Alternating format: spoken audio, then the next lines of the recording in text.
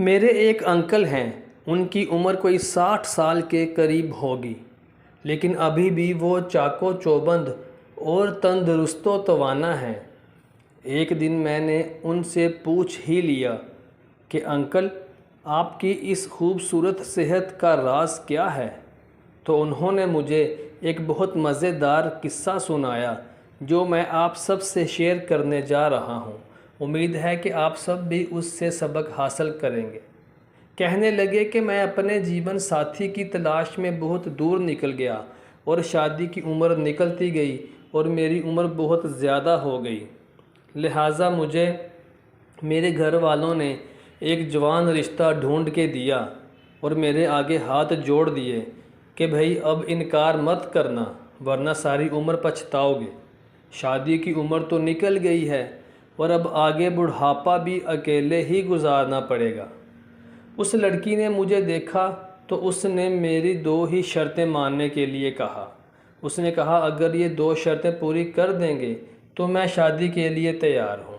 پہلی شرط یہ ہے کہ آپ روزانہ شام کو گھر کی دیوار پھلانگ کر گھر میں داخل ہوں گے، میں دروازہ نہیں کھولوں گی۔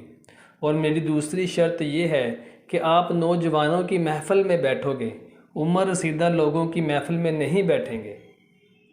وہ میرے انکل کہتے ہیں کہ میں نے روز رات کو دیوار پھلانگ کر گھر آنا شروع کر دیا اور میں اپنے نوجوان لڑکوں میں بیٹھنے لگ گیا۔ روزانہ دیوار پھلانگنے سے کیا ہوا کہ میرے اندر کی سستی اور کاہلی ختم ہو گئی اور اس سے میرے ہاتھ پیر مضبوط ہو گئے۔ اور نوجوانوں کی محافل میں بیٹھنے کا فائدہ یہ ہوا کہ مجھے زندگی میں نئی امید ملتی تھی، کیونکہ نوجوانوں کی باتیں رومانٹک اور دل لگی والی ہوتی تھیں اور امید دلانے والی ہوتی تھیں۔ ایک دن مجھے میرے ایک دوست بشیر صاحب مل گئے اور کہنے لگے کہ یار کہاں غائب رہتے ہو، اور مجھے کھینچ کر اپنے دوستوں کی محفل میں لے گئے۔ وہاں پر سب دوستوں نے ہی کہنا شروع کر دیا کہ یار تم بہت فٹ ہو اور اس عمر میں بھی چاق و چوبند ہو، اور ہمیں دیکھ لو کہ کسی کے پیر نہیں چلتے تو کسی کو بلڈ پریشر کا مسئلہ ہے اور کسی کو شوگر نے آن لیا ہے۔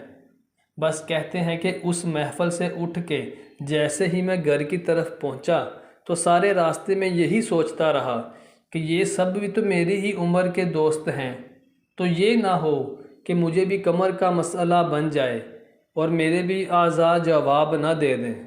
چنانچہ جب گھر پہنچا تو دیوار پھلانگنے کی ہمت جواب دے چکی تھی، تو مجبوراً دروازہ کھٹکھٹا دیا۔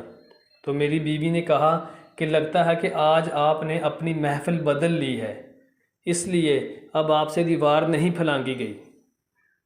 کسی نے سچ ہی کہا ہے کہ انسان کی صحبت اور انسان کی سوچ اس کے اندرونی اور بیرونی دونوں معاملات پر براہ راست اثر انداز ہوتی ہے۔ وہ لوگ زیادہ لمبی زندگی جیتے ہیں جو زندگی سے بیزار بوڑھوں کی بجائے بچوں اور زندہ دل جوانوں کے ساتھ وقت گزارتے ہیں۔ مزید اس طرح کی اچھی ویڈیوز کے لیے ہمارے چینل کو سبسکرائب کر دیں اور بیل آئیکن کا بٹن دبا دیں۔